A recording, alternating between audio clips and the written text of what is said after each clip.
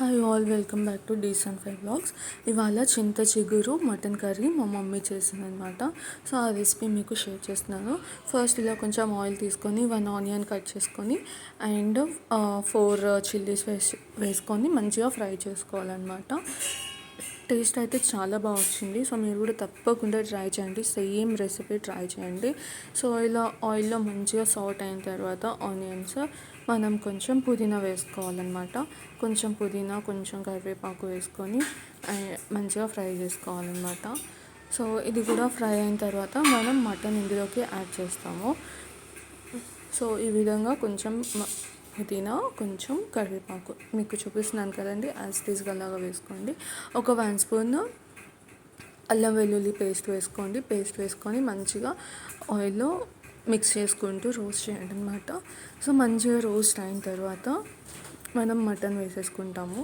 So నేను ఇక్కడ mutton quantity వచ్చేసి 1 kg మటన్ తీసుకుంటున్నాను.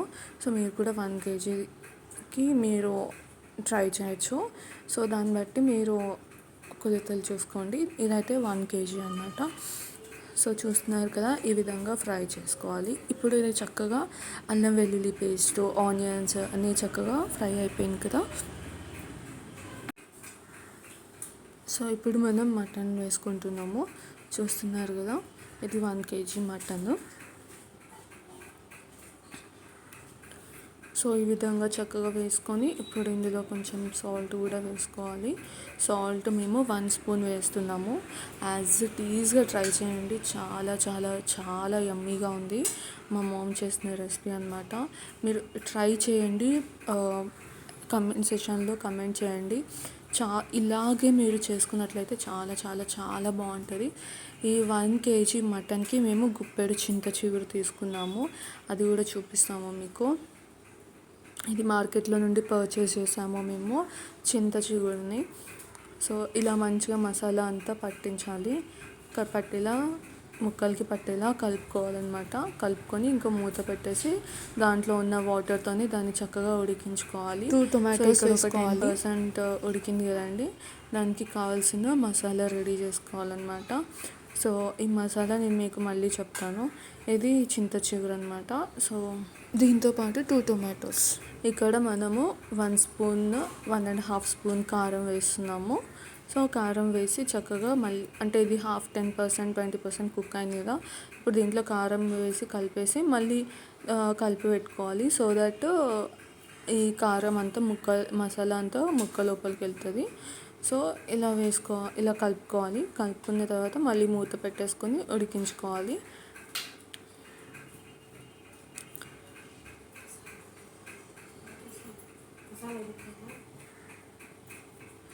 సో ఈ విధంగా మనం గ్రైండ్ చేసి పెట్టుకున్న మసాలా ఏంటి అంటే 1 స్పూన్ ధనియాలు, ఒక 3 లవంగము, ఒక చిన్న చెక్క అన్నమాట.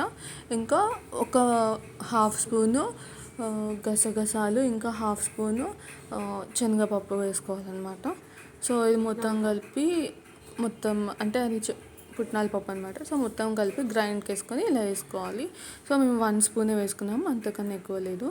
సో మసాలా వేసిన తర్వాత కుక్ చేసాం కదా, కుక్ చేసిన తర్వాత అది కొంచెం ముక్కలకి చక్కగా పట్టింది కదా. ఇప్పుడు ఈ ముక్కలు మునిగేంత వరకు వాటర్ వేస్తున్నాం. మాకైతే 3 గ్లాసెస్ పడింది వాటరు. సో వాటర్ వేసేసుకున్న తర్వాత మొత్తము కుక్కర్కి చుట్టూరా నీట్గా తుడిచేసుకొని ఆ తర్వాతనే మనం మూత పెట్టుకోవాలి. లేదంటే మూత పేలిపోతుంది అనమాట, సరిగ్గా క్లీన్ చేసుకోకపోతే. సో ఈ టిప్ మీరు ఫాలో అవ్వండి, మీ సేఫ్టీ కోసం చెప్తున్నాను.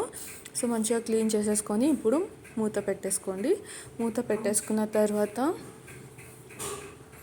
ఒక 4 విజిల్స్ రానివ్వాలి. 4 విజిల్స్ వచ్చాక మనం దించేసుకున్న తర్వాత స్టవ్ ఆఫ్ చేసుకోవాలి.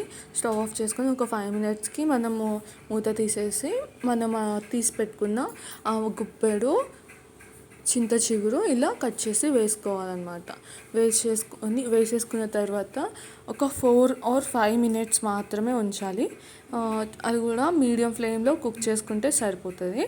సో తర్వాత స్టవ్ ఆఫ్ చేసేసి కొత్తిమీర సర్వ్ చేసుకోండి. ఇంకా అంతే, నెక్స్ట్ లెవెల్ మటన్ సూపర్గా, సాఫ్ట్గా, ఆసమ్గా ఉంది.